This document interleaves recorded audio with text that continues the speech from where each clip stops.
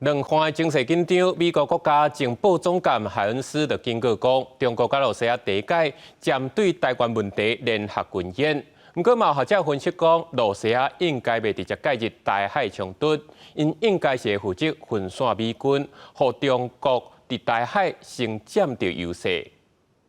中共搁再增加侵扰台湾，国防部初三查到共机26架，共南5架出现伫台海，其中有17架共机超越海峡中线进入北部甲西南空域，也有1架离归人41海里。不过，引发台海经济紧张的也有俄罗斯。美国国家情报总监海恩斯警示，头一摆看到中俄就台湾问题进行联合军事演习。We see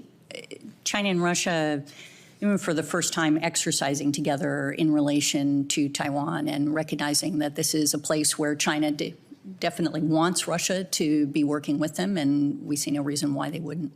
Even if Russia and China and a military force are not interoperable, they would certainly be cooperative, and we would need to take that into account in force structure and planning. 海恩斯讲，中国希望甲俄罗斯伫台海强化合作，也想要分裂美国、欧洲甲印太盟友。对着中国联手，美国国防情报局长克鲁塞证实，正伫检视规划美军部队结构，因应甲中俄同时作战的情形。学者分析，俄军无排除出动舰队，出现伫日本海峡附近，迫使美军分散兵力。俄罗斯直接参与在台海这个战场上帮助这个对岸的几率是比较低的。那俄罗斯最有可能做法可能是亚太地区的其他的方向，比如说在日本海等等等等，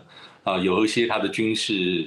展现肌肉的作为。对中国威胁一直提升，美国跨党派议员搁再提出新的支持台湾法案《台湾安全法》，要求美国国防部在法案生效了后180天内，提交国会有关美台签订军工业合作可行性甲可组性的研究报告。欢迎准副总统萧美琴向美方发话，和台湾加入美国国防供应链。我们也希望未来进入产业链之后，能够加强在台湾自己国内的一些生产，一些关键零组件也好，一些国防的这些产业链里面，能够有更加强的韧性。美国众议员巴尔已经讲要出席台湾520总统就职典礼。巴尔认为美方必须要提悬威胁的力量，确保台海稳定。